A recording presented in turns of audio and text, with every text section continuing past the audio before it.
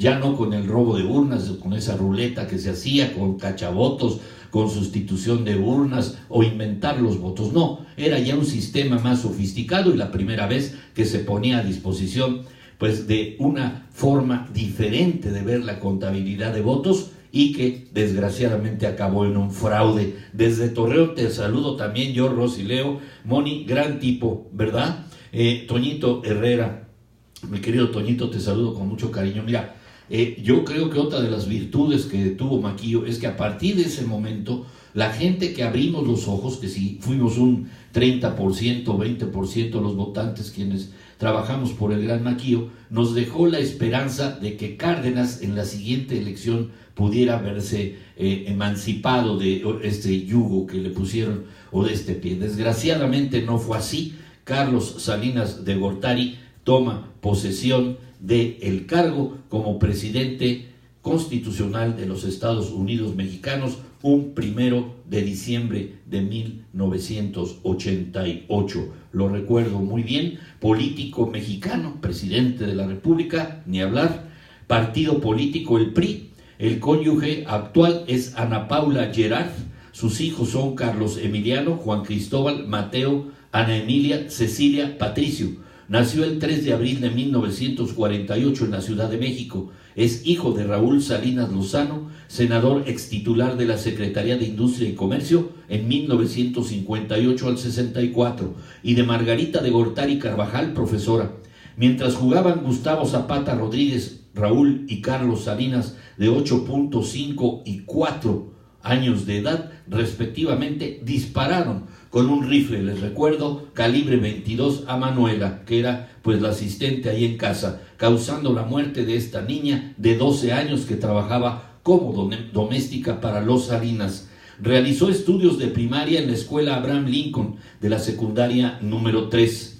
Héroes de Chapultepec, ahí estuvo también la secundaria, y la preparatoria 1 de San Ildefonso. Fue licenciado, o es todavía licenciado en Economía por la UNAM en el año 1969, cursó estudios también en la Universidad de Harvard, Estados Unidos, donde obtuvo un máster en Administración Pública en 1973, otro en Economía Política, algunos dicen que en el 76, otros en el 78, y el doctorado en Economía Política y Administración Pública de 1978. Amer, te saludo con mucho cariño, también a ti, mi querido Robercito Hernández. Vamos ya por 15 minutos de haber iniciado este trabajo.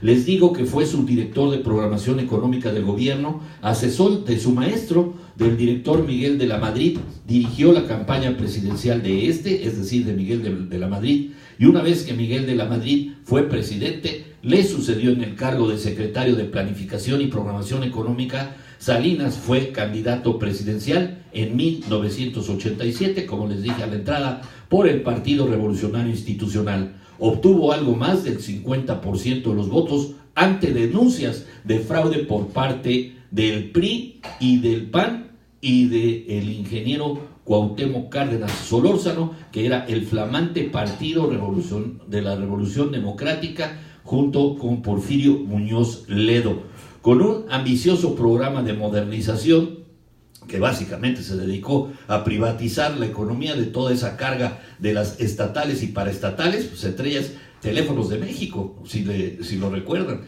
la privatización bancaria que había dejado el perro de la colina en el 82, nacionalizada, la vuelve a privatizar Salinas de Gortari. Apoya el libre comercio con Estados Unidos y forma un tratado que hasta la fecha sigue vigente si el dios Trump lo quiere.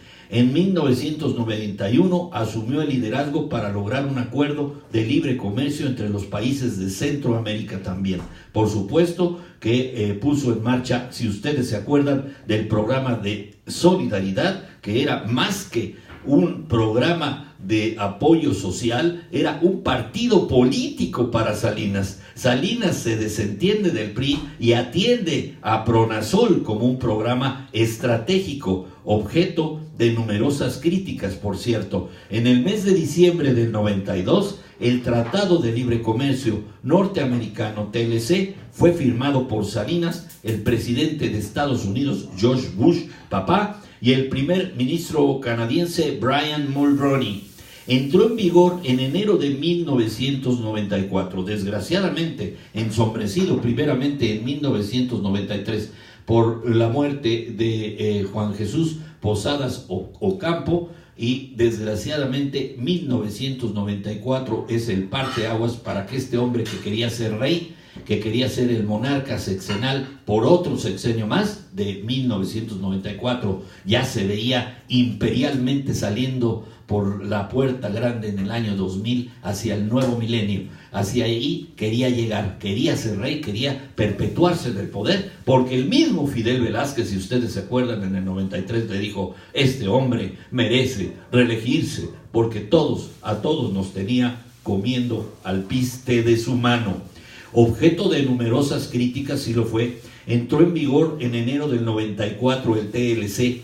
En su mandato se garantizó una mayor transparencia y representatividad de los partidos, pero en el 94 la pérdida del candidato Luis Donaldo Colosio Murrieta y de José Francisco Ruiz Massieu, que era el presidente del PRI, pusieron en jaque mate las oportunidades que tenía de haberse ido a la Organización Mundial de Comercio, como eran los deseos de Carlos Salinas de Gortari. Llegaste tarde, mi querido Félix. Nunca es tarde, hermano. Estoy hablando pues de uno de los más grandes fraudulentos presidentes que hemos tenido, que es Carlos Salinas de Gortari. Al privatizar estas empresas estatales y paraestatales para quitarse esa carga onerosa que llevaba sobre los hombros, con el dispendio que tenía que hacerse y gastarse en pues solventar una burocracia improductiva, Carlos Salinas de Gortari logra darle una revitalización a la economía de aquellos años. Estoy hablando del periodo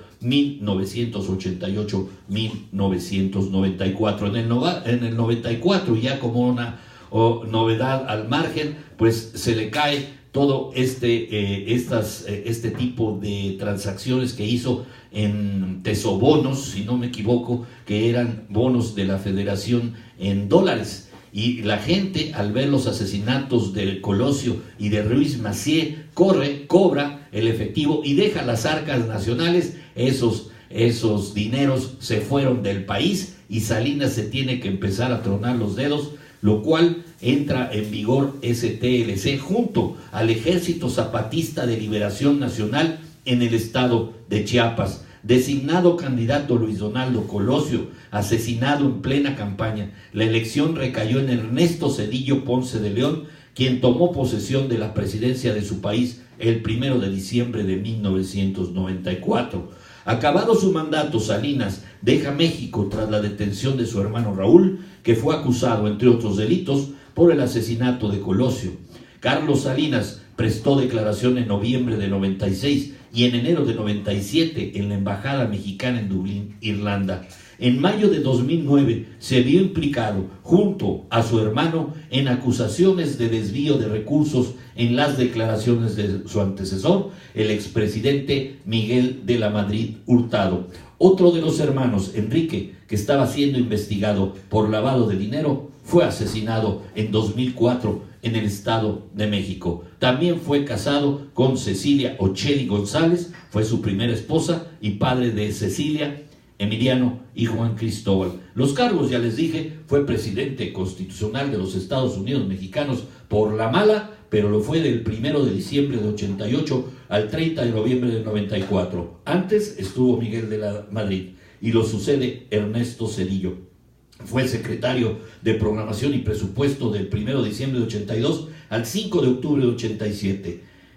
Pues desgraciadamente, y aquí lo tienen mis amigos, esta entrega que la haré breve para que todos ustedes me van a decir, bueno, breve, ya llevas más de 20 minutos, pero que les dejo esta idea de quién y por qué este hombre se constituye como rey, y así, haciendo una analogía con Plutarco Elías Calles, que después él se declara como el jefe máximo pues de la Revolución Mexicana y hace una continuidad a través de otros. Así Salinas hasta la fecha pues se declara casi el rey de Atlacomulco, y queda Enrique Peña Nieto abanderado priista para el ejercicio que afortunadamente ya se retira, ya se va, este es su último año, de 2012 a 2018. Salinas metió las manos para que Peña fuera presidente y sigue, afortunadamente, uno nuevo a partir del 1 de julio, que seguramente estaremos muy atentos si es Anaya o es AMLO, o es AMLO o es Anaya, ninguno más.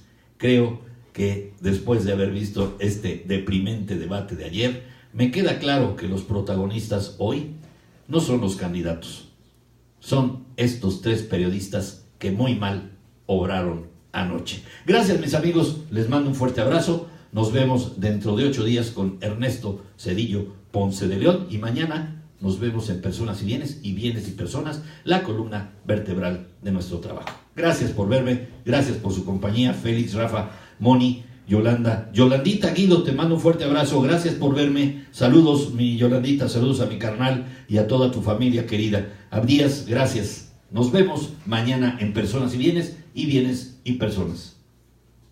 Chao, hasta mañana.